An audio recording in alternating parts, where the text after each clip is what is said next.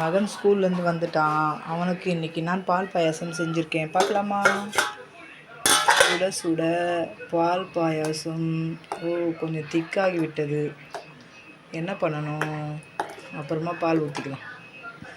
Okay, சூடாக இப்போது பவுலில் எடுத்து ஊற்றிக்கலாம். என் தங்கத்துக்கு முந்திரி,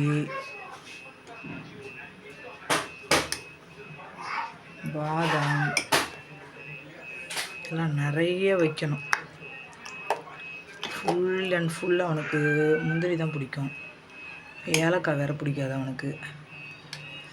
சும்மா சூடாக சுவையாக பால் பாயாசம் ஏதாச்சும் வந்ததுமே கொஞ்சம் சாப்பிடுவான் அவனுக்கு.